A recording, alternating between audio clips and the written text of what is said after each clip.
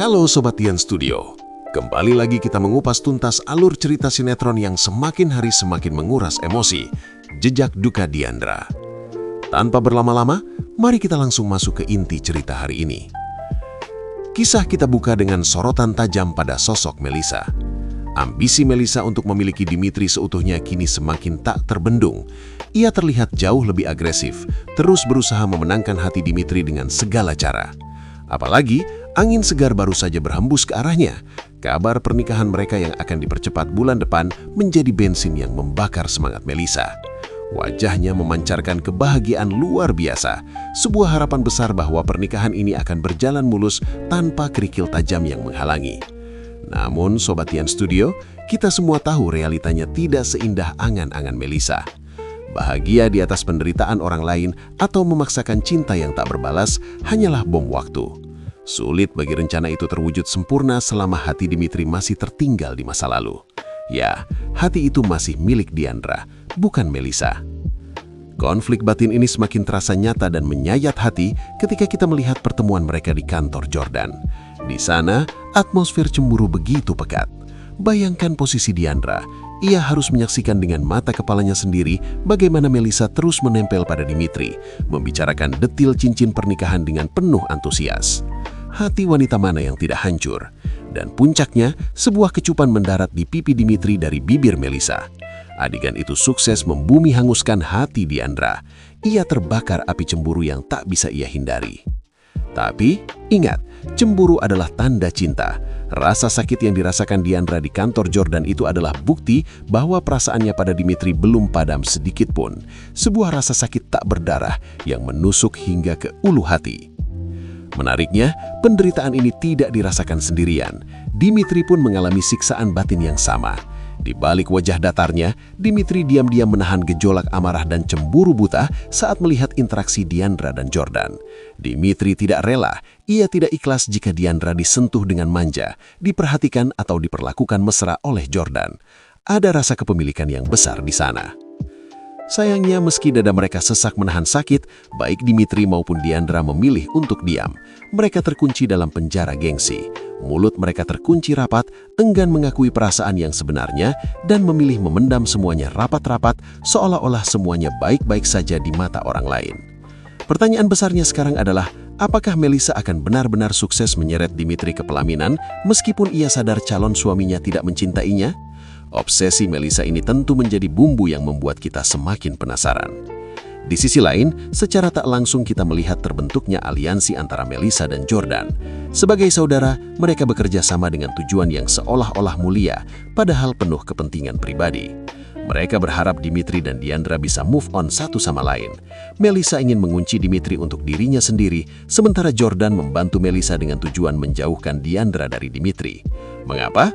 Karena Jordan sudah terlanjur jatuh hati pada Diandra dan ingin memiliki wanita itu sepenuhnya.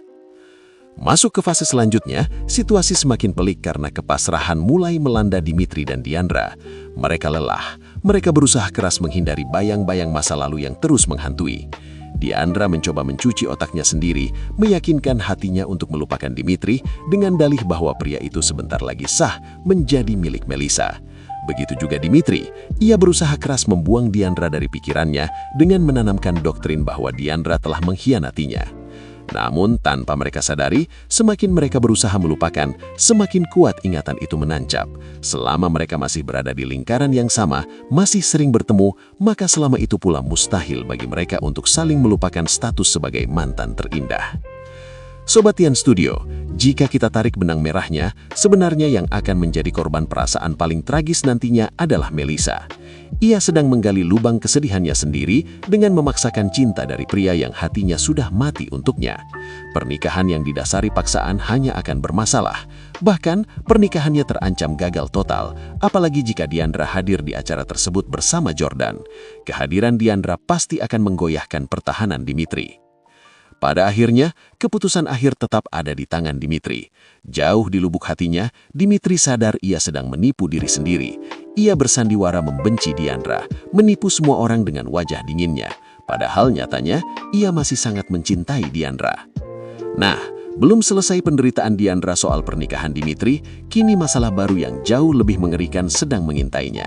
Di balik layar, ada rencana busuk dari dua antagonis kita, Mira dan Yunita. Yunita yang terobsesi menjadi artis papan atas dan bintang utama sinetron, kini terjebak dalam ambisinya sendiri. Ia ingin peran utama, tapi sutradaranya adalah pria tua yang ganjin dan hidung belang. Yunita berada di ujung tanduk, nyaris menjual harga dirinya untuk peran tersebut karena terdesak keadaan.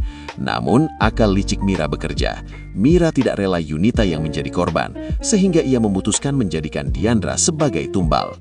Sungguh kejam, Mira merencanakan agar Diandra lah yang harus melayani nafsu bejat sang sutradara ganjer tersebut. Tujuannya satu, agar Yunita tetap mendapatkan peran artis tanpa harus tidur dengan sutradara itu. Jadi, Diandra yang berkorban, Yunita yang panen keuntungan.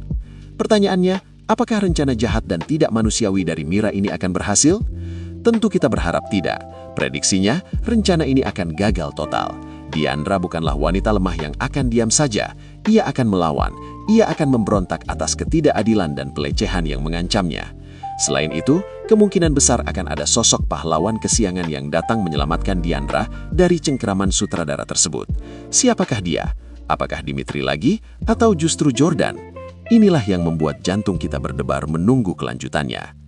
Rencana Mira ini dieksekusi dengan cara klasik. Mira menjebak Diandra, menghubunginya melalui telepon, dan memintanya datang ke lokasi yang sudah ditentukan sutradara.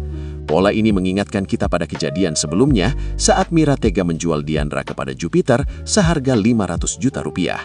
Dulu rencana itu gagal karena Dimitri datang bak pahlawan. Apakah kali ini sejarah akan berulang? Apakah upaya Mira menjual kehormatan Diandra untuk karir Yunita akan sukses? Ketegangan ini benar-benar memuncak di episode hari ini. Saat ini, Diandra yang polos belum menyadari bahaya yang mengancam. Ia masih mengikuti permintaan Mira dan Yunita, tidak sadar bahwa ia sedang berjalan menuju perangkap. Namun, keadilan tidak tidur. Rencana Mira pasti akan berantakan. Justru, karma instan sedang bersiap menghantam Mira dan Yunita. Senjata makan tuan.